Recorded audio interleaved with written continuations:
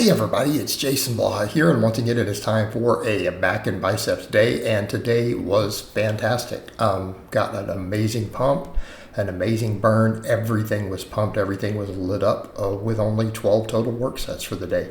So really happy with it. One of the things I'm going to note here, I think what I'm going to do with all of this, I want to bring my reps all up just a hair. I want to keep all my stuff in the 8 to 12 rep range other than the 5 lifts I care about actual strength on, and that's going to be my big 3, the incline and the overhead press. And I know the last one's kind of funny because I don't know that I want to do much standing press. I might do it all seated, but I might go back to standing on it. But even then, I'm probably going to keep the reps at least 5 for that. The others, though, I'll do 1 to 3 for my big 3. And to some extent, maybe my incline. So all that stuff, I'm going to go a little heavier, keeping in mind the chest gets higher rep dumbbell work also. So all this stuff I want to keep up around the 8 to 12. I just feel like for a lot of my muscles, I do get better stimulus there. Not saying I don't grow from the others, but I feel like I get just a better overall pump for almost everything in that rep range, right? For everything.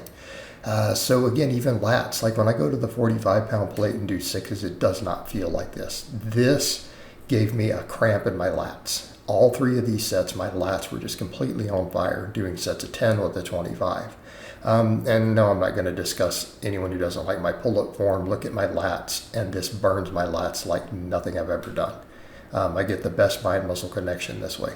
So again, proof is in the pudding. All right, for rows, I decided not to do seal rows. I'm like, look, let's go ahead and just do Yates rows. I need the bicep work. I'm almost tempted to even go back to chin-ups for a bit. But I like the Yates rows because, one, my grip needs work. These are harder on grip than a normal barbell row. They're way harder to grip. Plus, they work biceps. My arms in general are a weak link. I feel like at this point in the game, I want to hammer really hard on my arms and my upper chest. And by arms, I mean biceps, triceps, and forearms. All 3 of those get isolated. All 3 of them get isolated, right? So here you can see 2 types of curls. I do forearm isolation on my deadlift and posterior chain day. We do triceps on chest and tricep day. All that's going to get isolated. But on these rows, I just like the feel of these. Again, if we're going to talk overall back, I feel more lat and definitely more bicep and grip on these than I do with a normal pronated row. I do feel the pronated row builds my upper back a little bit more. But as far as just even feeling the lats, that underhand grip, I feel a little more lat. And I definitely feel more bicep and grip, and it's harder to grip. So it really addresses a lot of the stuff that I want to keep doing. But the main thing is, since this is a back and bicep day, right? I want a lot of my lat work like this to focus a little more on biceps. And the only reason I keep the pull-ups in instead of chins is because I just get so much lat activation on that wide grip pull-up. But these felt really, really good. You guys can see my lats and everything were pumped. They were cramping at the end. Notice my delts are getting a little rounder as this cut continues. I don't know if it's all the laterals and rear delt raises or if it's the cut, but I do feel like my delts are finally starting to look a little bit more aesthetic. But so mainly we just got to get the arms. We need to get that more upper chest separation, as we branch more into bodybuilding training and away from powerlifting. But we're still power building, guys. We're still doing heavy big 3, right? I'm just not chasing big maxes at the moment, but the maxes will be there later. Keep in mind, what I always say, hypertrophy equals your strength ceiling. Okay. So for curls, the first set of those I was looking at it, I felt I didn't lock it out 100%. So I focused on that a lot more on the next 2 sets. I didn't increase the weight on these because I stayed in the 10 to 12 last time, but I think one of my sets was 10. I managed to squeeze out 12 reps with this on all of them, but we're at a point here where it's like I do need to go up because I want to stay closer to 10. So since we're there, we hit 12 on all 3. I should probably increase this next week. But again, I'm using the easy bar here mainly just because I like the angle and I feel just as good of a bicep activation as the supine grip curl. But again, just kind of working a slightly different angle because my incline curl does replicate a wider grip. So again, we're just trying to balance these things out because keep in mind, for most of the muscles, we're only doing 2 exercises. And again, that's not counting rows and pull-ups for biceps. You guys know what I mean. We're only getting 2 angles on a lot of stuff.